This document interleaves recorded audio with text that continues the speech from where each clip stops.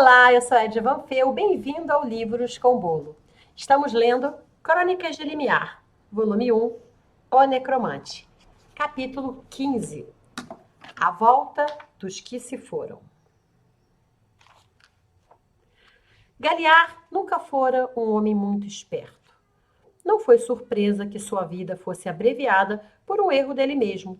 Por não saber nadar, não deveria ter entrado no Lago de Bran, belíssimo àquela época do ano, mas muito fundo. Ele achou que deveria entrar para impressionar uma moça por quem era apaixonado. Entrou, sacudiu-se, esperneou e finalmente afundou. Guilherme, um pescador da região, tentou socorrê-lo, mas foi tarde demais. Recuperaram seu corpo, mas Galliard estava definitivamente morto.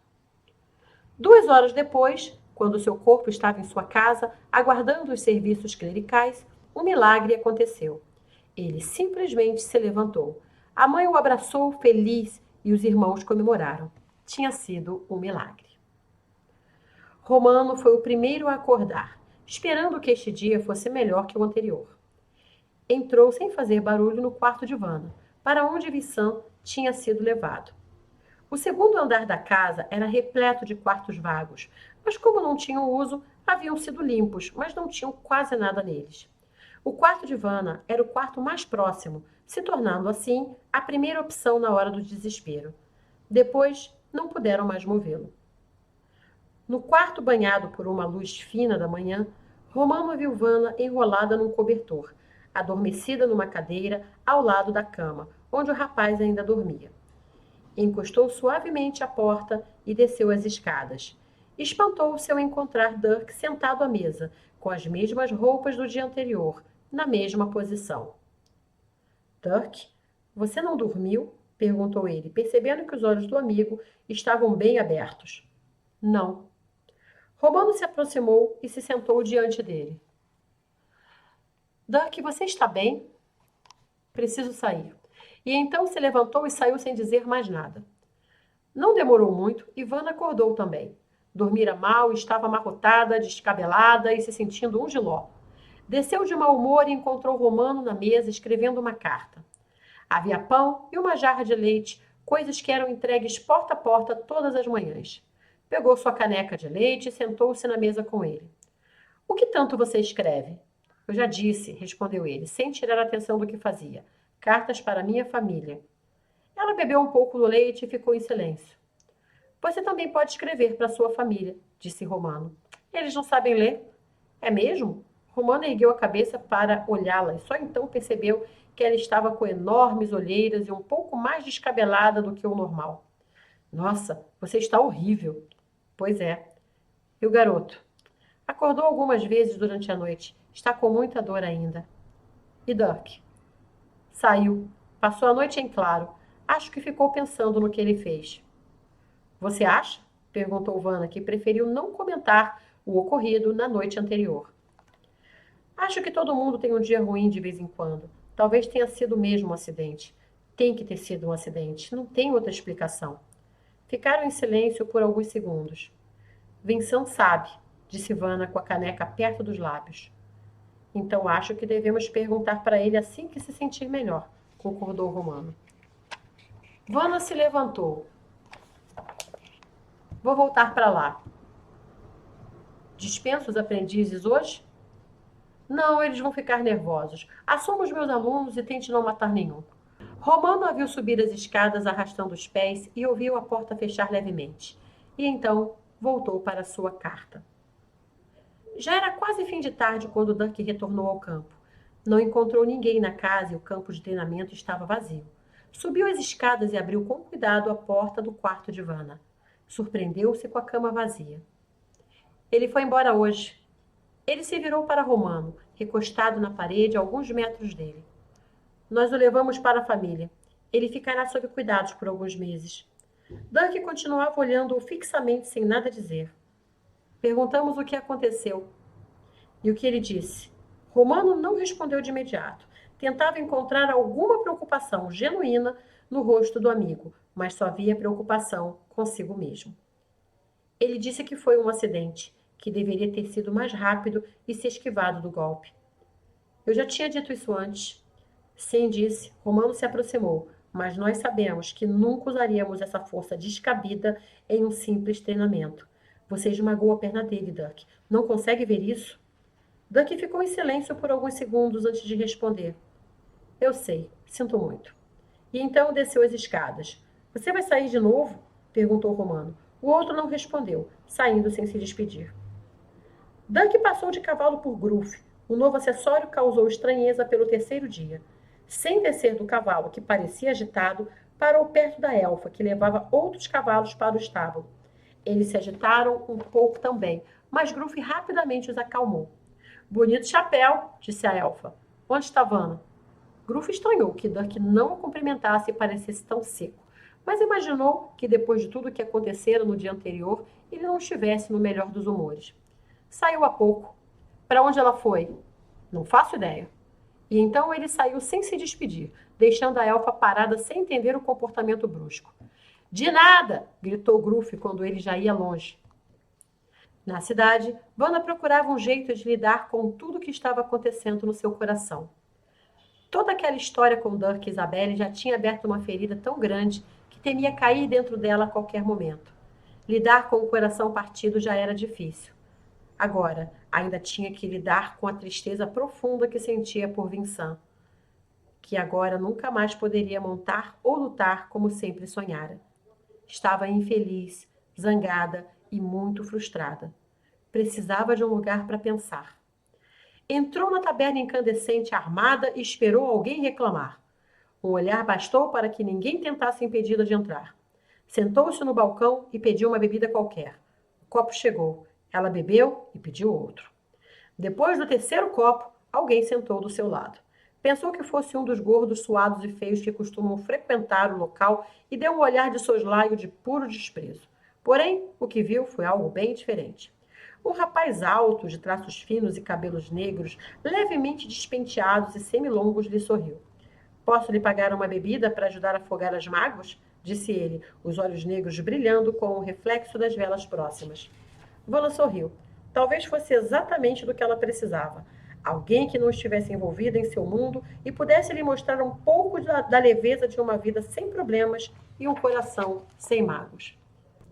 Meia hora depois, cadeiras voaram pela janela da taberna incandescente. E o quebra-quebra só terminou quando a taberna começou a pegar fogo.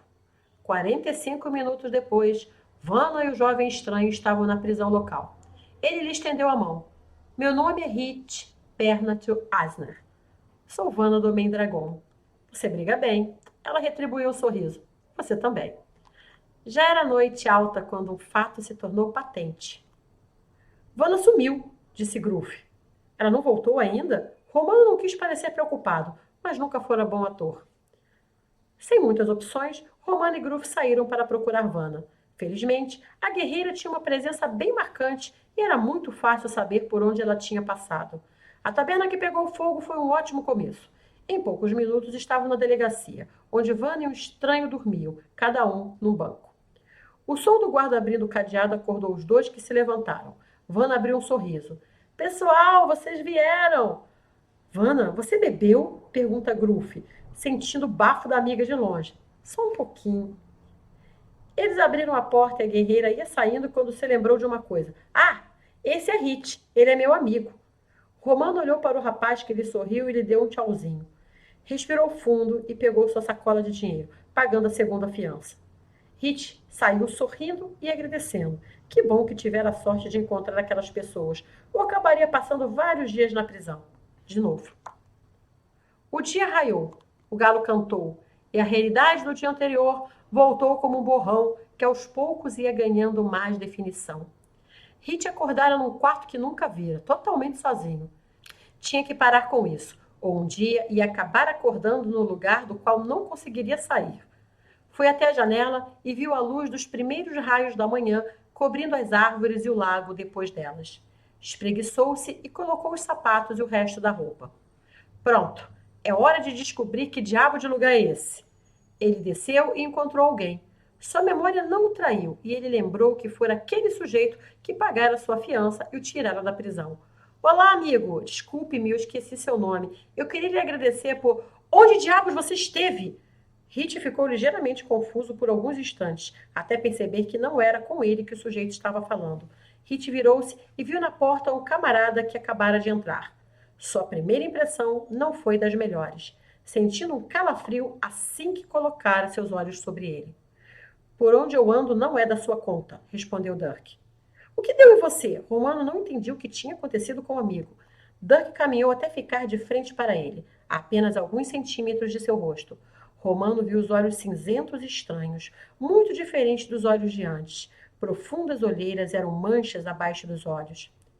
Em breve você irá descobrir, disse Dirk em uma voz sussurrada e assustadora. Até lá, fique fora do meu caminho. O que está acontecendo? Vanna estava no alto da escada, envolta em um longo manto de mangas compridas por cima da camisola. Dirk se virou para seu novo interesse. Vanna, eu estava procurando por você. Nos lugares errados, imagino, disse ela com o pouco humor daquela manhã cada vez mais estranha. Ela desceu alguns degraus sem tirar os olhos frios dele. O noviço se aproximou com um sorriso. Queria falar com você. Então fale. Uma leve irritação transpareceu nos olhos dele, em particular. Havia algo de estranho nele. A forma de andar parecia diferente, o olhar não parecia o mesmo. Somente então ela percebeu que a franja loira estava à vista, em fios desgrenhados por baixo do elmo. Não posso. Tenho um compromisso agora. É mesmo? Dirk parecia ter percebido o blefe, o que mais uma vez a surpreendeu, pois Dirk era incapaz de perceber uma parede de tijolos nem que ela caísse sobre ele. Com quem? Com ele. Vanna apontou para Hit, completamente perdido naquela situação tremendamente desconfortável, da qual ele queria sair o mais rápido possível. Então ela terminou de descer as escadas e foi até Hit, dando-lhe o braço. Marquei de tomar café da manhã com meu amigo aqui. Se quiser, conversamos depois.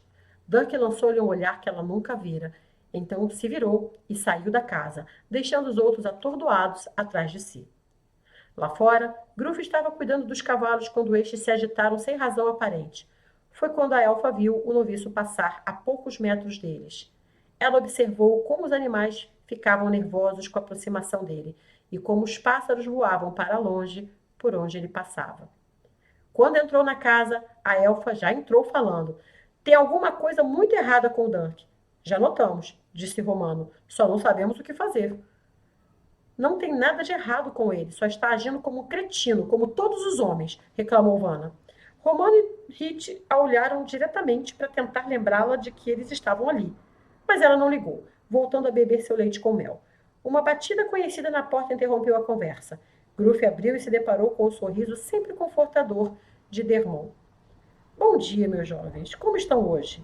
Na verdade, senhor Debru, hoje não é um bom dia, disse Romano. Estamos com um pequeno problema interno. É mesmo? Me digam o que é. Talvez eu possa ajudá-los. Dirk está agindo como um cretino, resumiu Vanna. Bom, isso acontece com os homens de vez em quando, minha filha. Podem ser mais específicos? Ele anda agindo de modo estranho desde que colocou aquele elmo, explicou Romano. O elmo? Os olhos de Dermont brilharam de curiosidade. Sim, desde que ele começou a andar com aquela coisa, ele está diferente. O que é estranho, pois temos certeza de que o elmo não é mágico. Ele anda grosseiro e sumindo por aí. Ele feriu gravemente um garoto que o adorava e não parece nem ligar. Ele passou 2 noites fora e ele nunca tinha feito isso antes. Ele também anda deixando os cavalos nervosos, completou Gruff, e os pássaros fogem quando ele passa. E os olhos dele dão arrepios. Todos olharam para Hit, sentado à mesa como se morasse ali. E você, quem é mesmo? Perguntou Dermont, apertando os olhos como se tentasse se lembrar se já tinha sido apresentado aquele ali. Eu sou Hit Bernard Asner, muito prazer, e estou aqui por mero acaso. Não ligue para mim, pode me ignorar. Bom, disse Dermont, ao que parece, seu amigo está passando por uma crise pessoal. Como assim? Amigos, eu conversei com esse jovem, e ele andava muito confuso sobre muitas coisas na sua vida. Acredito que essas dúvidas estejam agora cobrando seu preço. Deem alguns dias a ele e verão que logo ele pedirá desculpas pelo comportamento inapropriado. Como amigos, vocês sabem que às vezes é preciso dar espaço para um coração que sofre. Dermont os convencera.